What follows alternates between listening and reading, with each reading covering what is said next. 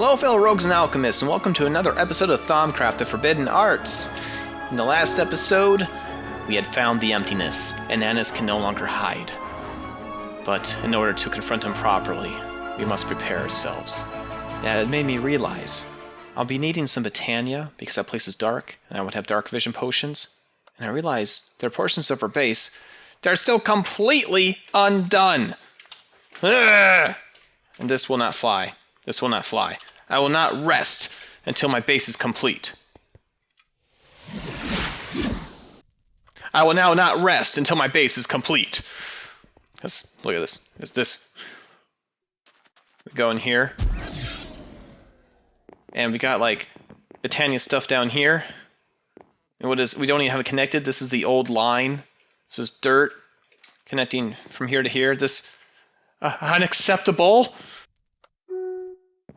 And this. What's this? What is this? Ah! This is our Botania Alpine portal just in the wall here. Botania is spread out between 3 different locations. All of our mana is being produced upstairs right now.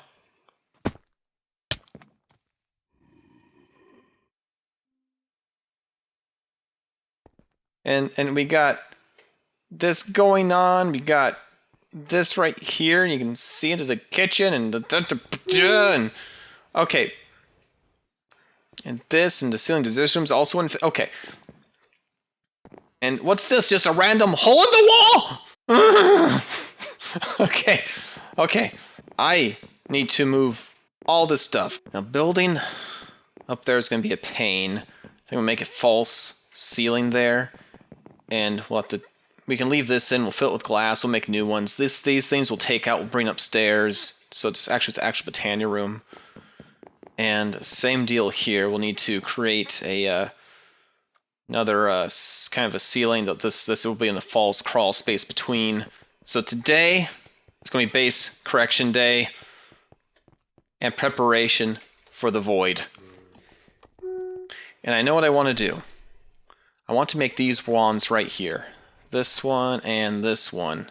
Because one of these lets us kind of do range building, which will be nice for those ceilings. And we're going to need some material here. Okay, star metal dust. Star metal dust. Which means we need to convert iron ore. Let's see, iron ore. We are rich. Perfect. Okay. Hey up. And Starlight Altar. Bloop. Wonderful. Here we are. Okay. So, haven't been here for a minute. Okay, that's right. Any extra star metals? A little bit. A little bit of extra star metals. Okay, so we got 2. I think we need 3, so let's ploopity plink plonk. And I hope I have all my tools in here. Yes, the linking rod. Okay. I remember how to do this, right? Yeah, look at me go. Expert. There we go. Perfect.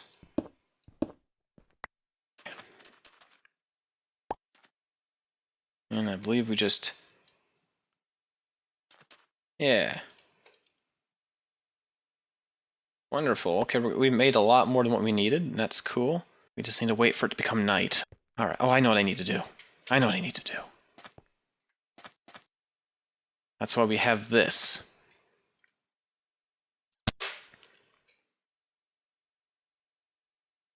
Just make it evening. Okay. Snap the day away. And we're there. Awesome.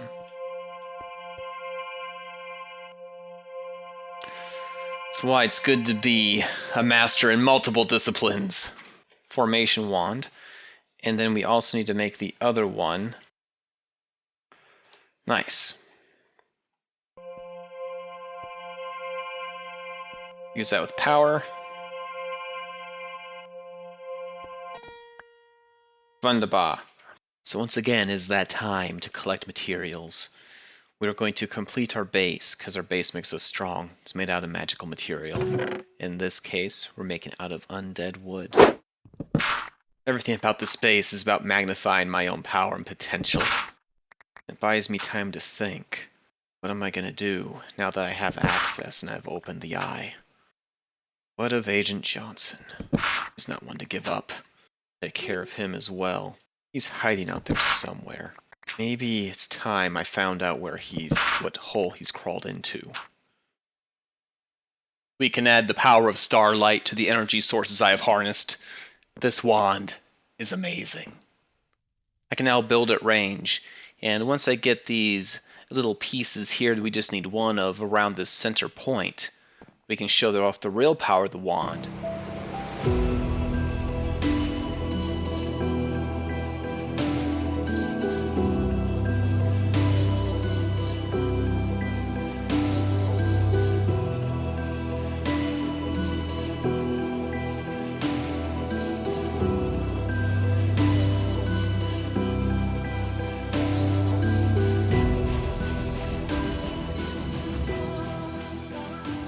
Just picking up the final remains of the botanic area in this chamber down below. We had some pools here, we had our potions here. They weren't even connected up to mana anymore. We got this passage which connects, and this trough was where the mana used to run to the base, and it would collect right here. And that has long since been disconnected since we're now mana independent within the base. So we need to make a nice passage here, and collect all this Botania stuff, and move it to one central location. Let's go to our Botania setup, get all this stuff all in one spot. Wait. What's with my back? That's a new development. Wait a minute. That's new. I don't know where those came from. Can I fly now?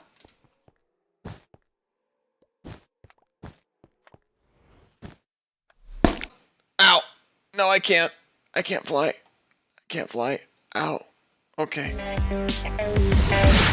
Surprise appendages aside, back on task, this is where we have our mana gathering, and right here, I think is where I want to put our Botania stuff. Here on the floor, it's a false floor, because we put the stuff beneath it now, so we have this gap, so we can put stuff here and hide it. So I think this would be a good place to put our peristyle. And then in this opening of the window here, we can have like a bump out. It can serve as our mana crafting and our Botania brewery station. I think that'll look nice. We can have it kind of bump outside of the building here, maybe encase it in glass. I think that'll look really nice. This mana lab will include an Alpine portal, so we need to make Terra Steel. I want to test it and see how quickly we can make it. Oh, that's magical, man. Gotta love that. It's really funny to me. If there's one thing that's demonstrated how much we need a Botania setup, it's the creation of the Botania setup. I need glowstone. We don't have a converter set up anymore because I got rid of it downstairs. So I'm having to jury rig this right now. I'm going to plop this converter down here. Okay,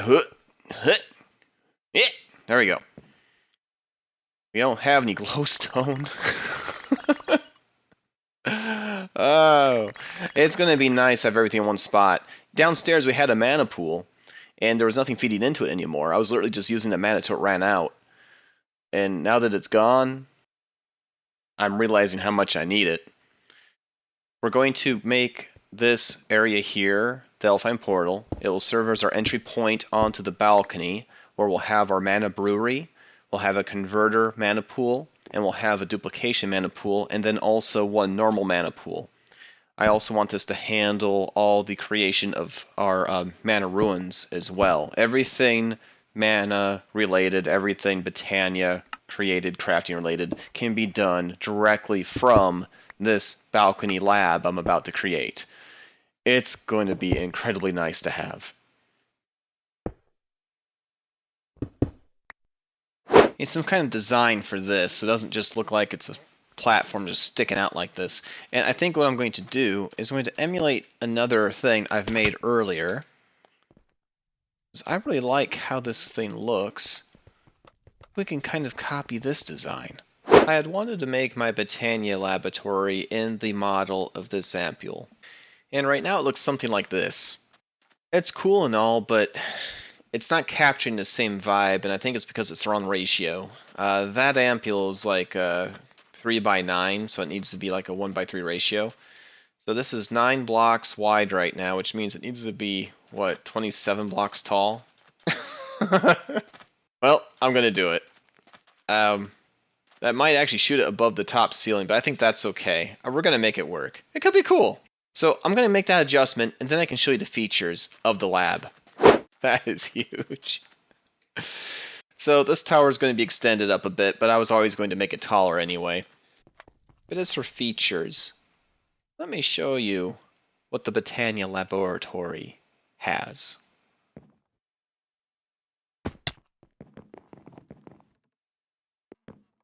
Welcome to the Mana Lab. On the outside, we have the terrestrial agglomeration plate, which allows us to get terrestrial. It's connected to these mana pools up above, so it is very quick. And then we have the mana pools themselves that power the portal. Inside, you can see a spark that has a dominant augment on it, so that way these pools remain forever full.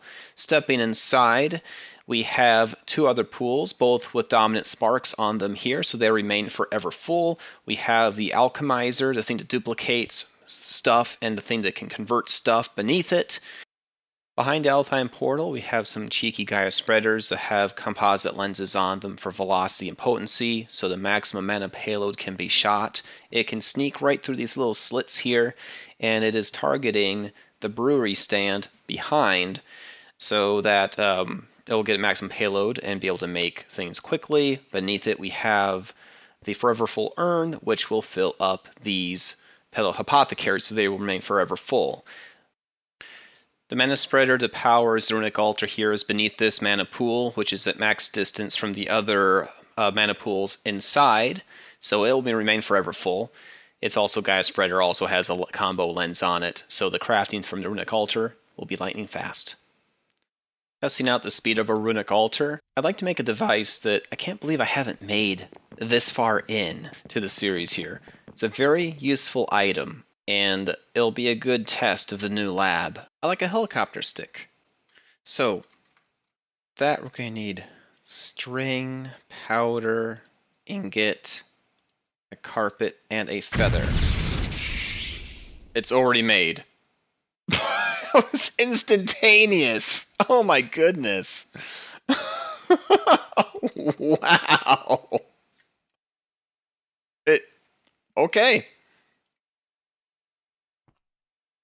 Nice. I'm expecting fast, not instant, but I think if we, let's see, we need to do this. Make ourselves a mana living twig. Do this. Nice.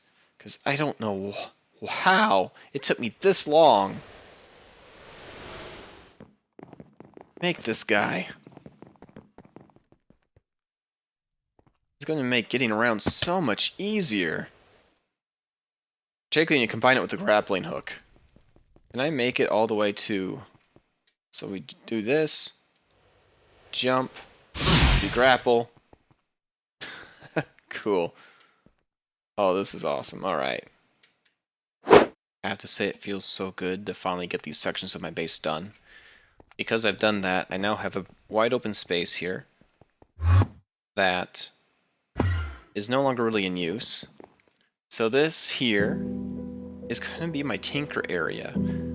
I still need to finish this cave here. This hallway. And I think we'll do that right now.